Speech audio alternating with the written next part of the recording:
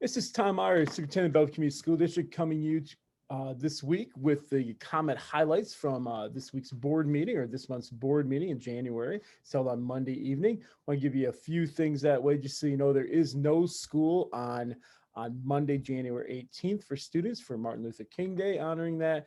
Our teachers do have a professional work day that day, just to let you be aware of that.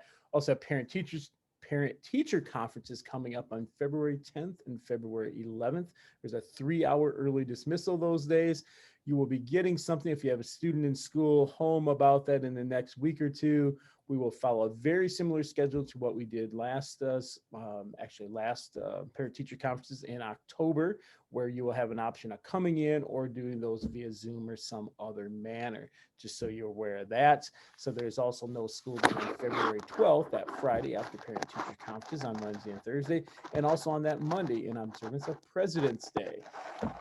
We had a few retirements from the district at the last meeting. A couple or three of those were from the early retirement incentive program that we offered, and that was first grade teacher Lisa Roth, our high school science teacher Tim Toops, and also our high school ag teacher Steve Schrader. They've done a wonderful job in the years that they've been in the district. Very valuable employees that way, and the things that they've done for students in so many ways for their learning and beyond. So thank you to those three, along with thank you to Donna Meeninger, who has been an associate in the district, mainly in the music department, but has helped out some at the elementary level as well. She's been in the district for over 17 years as an associate in music. So she is also retiring. So just want to thank people for all their work that they've done through the years for our district in so many ways. I gave a COVID-19 update in regard to how things are going that way. That information is online and under the superintendent's page, which is under the district on our school district website that way. We do have just a handful of people out right now, whether that's staff members or students that way. That number overall is less than 6. And when we get less than 6, we don't specifically say the number that way for privacy and confidentiality. We did talk, or actually in the comment highlights online, there's an article there about what are we taking away from COVID? What kind of things are we going to continue to do? I think it's really opened our eyes up about the relationships or the importance of those relationships with our parents and our community as a whole, and how a one-size-fits-all education or one-size-fits-all approach does not work for everyone. I think that has been one of the things that was in the article. The principals shared as well, also about just the technology and reaching out to people who are not in school and continuing that next year if someone has to be out for an extended amount of time, that type of thing. We also looked at just the transitioning between classes that way, looking at lunch shifts, both elementary and middle school, high school, and how some of the changes have been very beneficial to some different things. So as negative as COVID-19 has been, we're trying to find some positives when we look at school and how we are doing things, and there have been some. So I just want to thank all of our teachers and other staff members for everything that they have done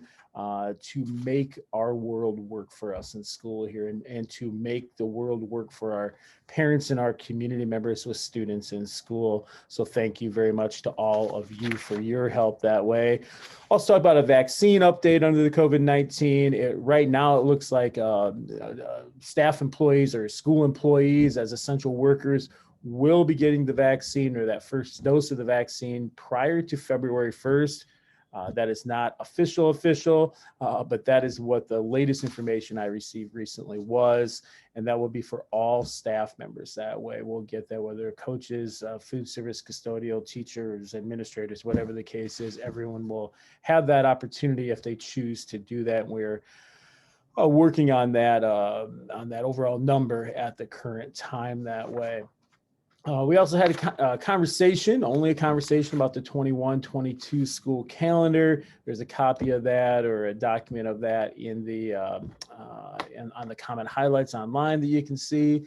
Also talk about some Comet school finance information. One of those was the renewal of our revenue purpose statement that we have to renew. Ours doesn't expire until 2031, which is 10 years away now, but it is always good to have that extended or approved prior. And this is a result of the legislature in 2019 approving the SAVE funds to be utilized by schools through 2051. So we're just trying to move forward and having a plan for that of what we're going to do. But that is not a tax, or it's not a new tax for anyone. It's not a tax from the district at all. It just gives us permission to spend the state money that way that's been approved by the legislature in their realm. So we talked some about that. We also talked about summer projects, facilities, overall vehicles, and things like that. A list of that, or a tentative list of some of those ideas, and then some maybe priorities are listed in the notes, and you'll see those.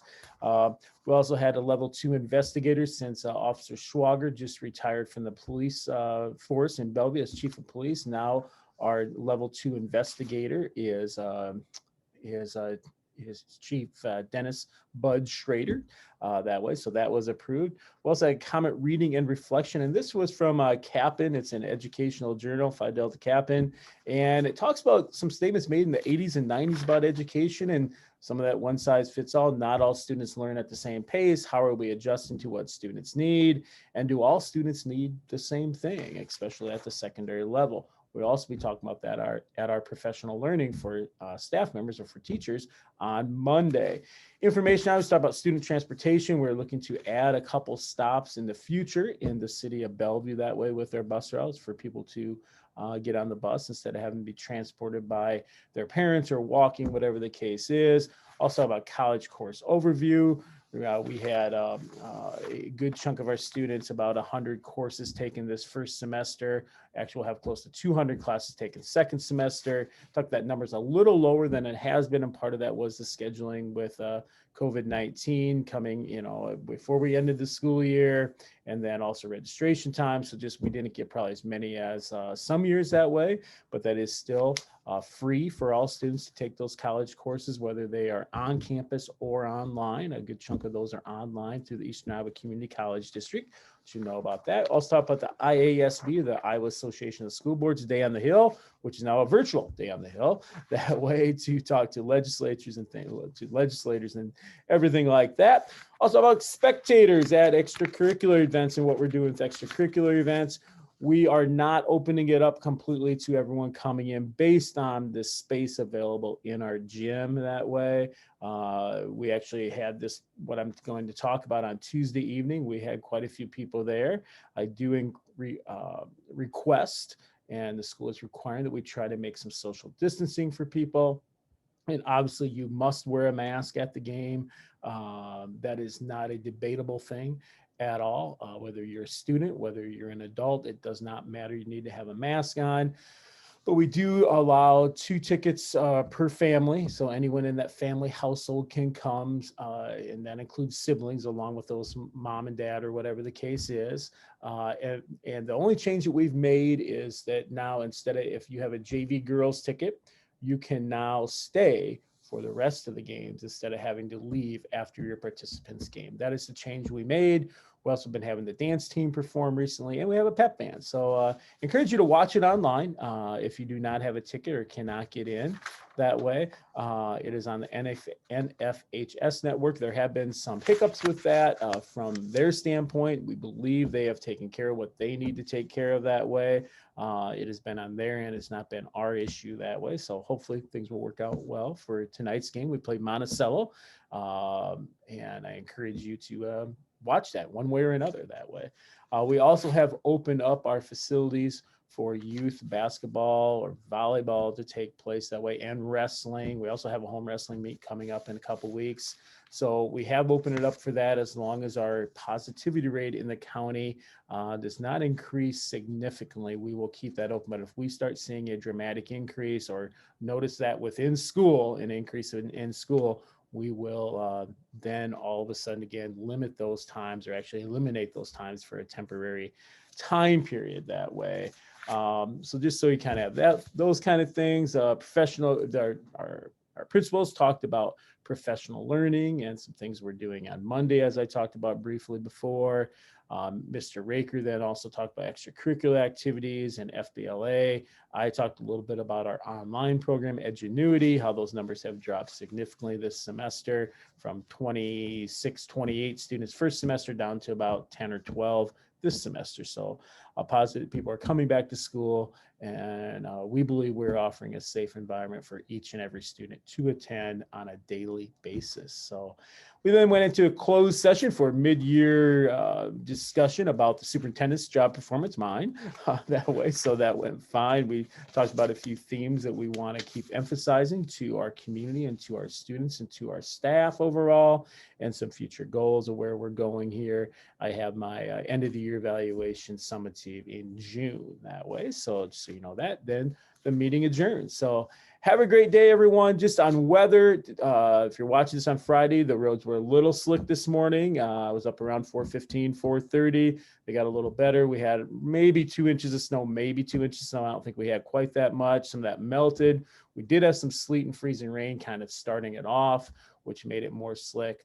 We believe that it's 7:15 right now as I'm taping this. We believe that things are okay for students to come in, our buses to run, and everything like that way. So we consulted, or I consulted with a variety of people in the district here, but also people outside of the district as well, and find out what their perspectives were.